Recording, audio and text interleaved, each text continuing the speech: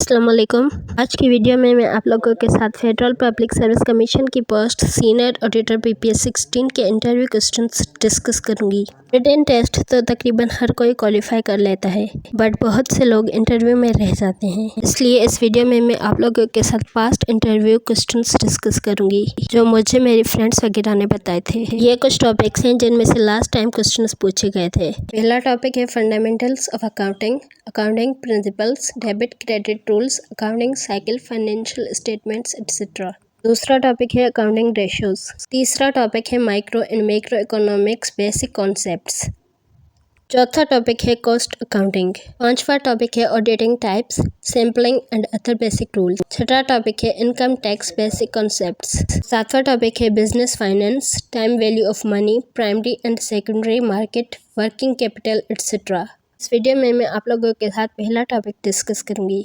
Video start करने से पहले हमेशा की तरह एक छोटी सी रिक्वेस्ट, काइंडली मेरे चैनल को सब्सक्राइब कर लें एंड बेल आइकन को प्रेस करना मत भूलिए ताकि आने वाली तमाम नॉलेजेबल वीडियोस की अपडेट सबसे पहले आप तक पहुंचे। Thank you. तो चलें स्टार्ट करते हैं video. Fundamentals of accounting. Accounting is the procedure of data entry, recording, summarising, analysing and then recording the data related to financial transactions of business and corporation. Fundamentals of accounting are guiding principles to perform such tasks. Operations of business entity over an accounting period, generally a year, are keys to prepare financial statements. A company uses accounts to measure where it stands in the economic sense. Above all, accounting reports are of utmost importance to outside entities as well as the investors, creditors, and regulatory bodies. Professionals across the world use a set of standards, GAAP, generally accepted accounting principle. Accounting की बुनियाद। Accounting data को enter करने, record करने, data का खुलासा करने, तज्जिया करने और उसी डेटा को फाइनेंशियल बिजनेसेस और कॉरपोरेशंस में भेजने का नाम है। अकाउंटिंग के जरिए बिजनेसेस पूरे साल की फाइनेंशियल स्टेटमेंट्स बनाती हैं। कंपनी अपने मुआशी हालात बताने के लिए अकाउंटिंग का इस्तेमाल करती है। अकाउंटिंग की रिपोर्ट्स कर्ज दहनगान, सरमायाकार और रेगुलेटरी इदारों के लिए बहुत ज़रूरी होती हैं। अकाउंटिंग के माहिरीन GAAP को इस्तेमाल करते हैं। GAAP का फुल फॉर्म है generally accepted accounting principles. Accounting की बुनियाद के बाद अकाउंटिंग के कुछ उसूल भी आते हैं जिनको हम प्रिंसिपल्स ऑफ अकाउंटिंग कहते हैं। पहला प्रिंसिपल है revenue recognition principle. According to this principle, revenue recognition happens at the time of execution of the transaction, irrespective of receipt of payment or cash. More importantly, the sale of goods or services should be completed, and payment should be due for it. Also, the associated costs are booked during the same period. इस principal का मतलब ये है कि जब आपको पता चल जाए कि आपका रेवेन्यू मिलना है, उसी वक्त आपको डेटा की एंट्री कर देनी है। यहाँ इसका एक और लॉजिक भी है, जैसे आपको पता चल जाए कि आपका रेवेन्यू रिकॉग्नाइज हो गया है। जैसे एक कस्टमर कहता है कि मुझे इतनी प्रोडक्शन चाहिए और प्रोडक्ट आपके पास अवेलेबल भी है, तो आपको पता चल गया कि आपको ऑर्डर मिल गया, आपको पता चल गया कि आपको रेवेन्यू मिलना है। आप उसी वक्त उस रेवेन्यू की डेटा एंट्री कर दें। अकाउंटिंग का दूसरा प्रिंसिपल है historical cost principle. This principle directs that all assets will be reported as at the actual cost of acquisition and not of their current market value. There is an exception to this rule for highly marketable securities. They are valued at their fair market value. Thus, this principle ensures a reasonable value or cost of the assets reported. Further, depreciation is provided for all the assets in every accounting period to take care of their wear and tear. Thus, depreciation is deducted from the historical cost of the asset. This result is reduced in net asset value every year. Historical cost concept, हम इसे cost concept भी कह सकते हैं। Historical cost concept का मतलब है कि जो भी हमने एसेट परचेज किए हैं या जो भी गुड्स परचेज किए हैं, अकाउंटिंग पीरियड में हमें उसी वक्त की प्राइस रिकॉर्ड करनी है। जैसे आपने जनवरी में 10 लाख का फर्नीचर परचेज किया, अकाउंटिंग पीरियड जनवरी से ही स्टार्ट हो जाता है। काफ़ी कंपनीज जो हैं वो फाइनेंशियल ईयर को फॉलो करती हैं और काफ़ी कंपनीज अकाउंटिंग ईयर को फॉलो करती हैं। फॉर एग्जांपल, आपने जनवरी में 10 लाख का फर्नीचर परचेज किया। अब आप ईयर के एंड पर उसकी बैलेंस शीट बना रहे हैं ईयर के एंड में उस 10 लाख के फर्नीचर की प्राइस 15,000 हो गई है, लेकिन आपको अकाउंटिंग पीरियड में उसी वक्त की प्राइस रिकॉर्ड करनी है। मतलब आपको फर्नीचर की प्राइस 10 लाख ही रिकॉर्ड करनी है। अकाउंटिंग प्रिंसिपल्स के बाद अकाउंटिंग की कैटेगरीज होती हैं। अकाउंटिंग की 5 कैटेगरीज हैं। अकाउंटिंग की पहली कैटेगरी है assets. Assets are tangible and intangible items that a business entity owns. Tangible or physical assets are those which can be touched or felt, like land, machinery, building, etc. Intangible assets are goodwill, patents, and trademarks, which are abstract. Asset का मतलब है सरमाया। वो चीजें जो company के पास होती हैं उन्हें एसेट्स कहा जाता है। एसेट्स दो तरह के होते हैं, टेंजिबल और इनटेंजिबल। टेंजिबल एसेट्स वो एसेट्स होते हैं जिन्हें हम देख सकते हैं या जिनकी कोई फिजिकल अपीयरेंस होती है, जैसे कि ज़मीन, मशीनरी, बिल्डिंग वगैरह। और इनटेंजिबल एसेट्स वो एसेट्स होते हैं जिन्हें हम सिर्फ महसूस कर सकते हैं, जैसे गुडविल, पेटेंट्स, ट्रेडमार्क वगैरह। अकाउंटिंग की दूसरी कैटेगरी है liabilities. Liabilities are whatever the entity owns to outsider, so it includes loans, the amount payable to creditors etcetera. Liabilities का मतलब है कर्जा, यानी वो चीजें जो कंपनी के लोग बाहर से मंगवाते हैं, जैसे कि लोन। अकाउंटिंग की दूसरी कैटेगरी है owners equity. It denotes the net worth of the entity. Most important, it is a measure at any particular point in time, not over some time. Owners equity हमें बताती है कि company की net worth कितनी है। Owners equity की equation है assets minus liabilities. Accounting की चौथी कैटेगरी है expenses. Anything that business entity purchases for its daily activities is an expense and can in the form of salaries, rents, utility bills etcetera. As per the accrual basis of accounting, costs are recorded in the books of accounts when they are incurred or due. However, actual payment can be made at a later date or sometimes in advance. Expenses का मतलब है वो खर्चे जो company अपने रोज़मर्रा के इस्तेमाल के लिए चीज़ें खरीदती है और फिर उनके लिए पे करती है, जैसे एम्प्लॉयज़ की सैलरीज, रेंट्स और यूटिलिटी बिल्स वगैरह। एक्रूड एक्सपेंसेस वो एक्सपेंसेस हैं जो हम पर ड्यू हैं, यानी हमने अभी तक पे नहीं की। अकाउंटिंग की पांचवी कैटेगरी है income. Income is what the entity earns by selling its goods or services, or by way of interest or dividends. Notably, it is also recorded in accounts when made and not when it is realized, as per the accrual basis of accounting. Income का मतलब है वो amount जो company अपने goods और services को cell कर हासिल करती है, फिर चाहे वो इंटरेस्ट की सूरत में हो या फिर डिविडेंड की।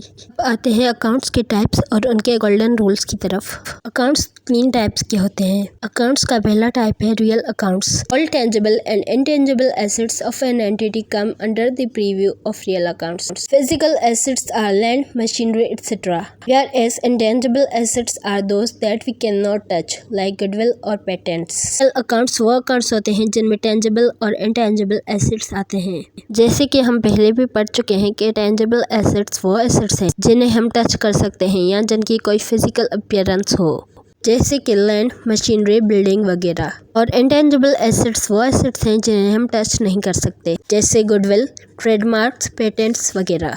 रियल अकाउंट्स के गोल्डन रूल के मुताबिक debit is what comes in and credit is what goes out. जो चीज़ आए वो डेबिट और जो चीज़ जाए वो क्रेडिट। अकाउंट्स का दूसरा टाइप है personal accounts that relate to individuals और represent a group, entity, corporation and bank comprise this category. Therefore, accounts like sundry creditors, bank account etc. fall under this category. Personal accounts वो accounts होते हैं जो किसी भी company या किसी भी शख्स से रिलेटेड होते हैं। Personal accounts के गोल्डन रूल के मुताबिक debit is the receiver and credit is the giver. जो ले वो डेबिट और जो दे वो क्रेडिट। अकाउंट्स का तीसरा टाइप है nominal accounts. These accounts are related to income, expenditure, gains and losses and do not exist in physical form. Example of such accounts are salaries accounts, purchase accounts, rent accounts etc. Nominal accounts वो accounts होते हैं जो income, expenditure, gains और losses से relate करते हैं। Nominal accounts में salaries accounts, purchase accounts और रेंट अकाउंट्स आते हैं। नॉमिनल अकाउंट्स के गोल्डन रूल के मुताबिक debit the expenditure and losses and credit income and gains. Company के एक्सपेंडिचर और लॉसेस डेबिट हैं और कंपनी के इनकम और गेंस क्रेडिट हैं। अब डेबिट और क्रेडिट के रूल्स को देखते हैं। जैसे कि अकाउंटिंग की 5 कैटेगरीज हैं, तो डेबिट और क्रेडिट में भी 5 कैटेगरीज ही शामिल होती हैं। पहले एसेट्स को देखते हैं। एसेट कंपनी की तरफ आता है तो डेबिट हो जाता है और जब एसेट को कंपनी से निकाला जाता है तो क्रेडिट हो जाता है। अब देखते हैं लायबिलिटीज़ को। जब लायबिलिटीज़ कंपनी से निकाली जाती हैं तो डेबिट हो जाती हैं और जब लायबिलिटीज़ कंपनी की तरफ आती हैं तो क्रेडिट हो जाती हैं। अब देखते हैं इक्विटी को। जब इक्विटी को कंपनी से निकाला जाता है तो वह डेबिट हो जाती है और जब इक्विटी कंपनी की तरफ आती है तो क्रेडिट हो जाती है। अब देखते हैं एक्सपेंसेस को।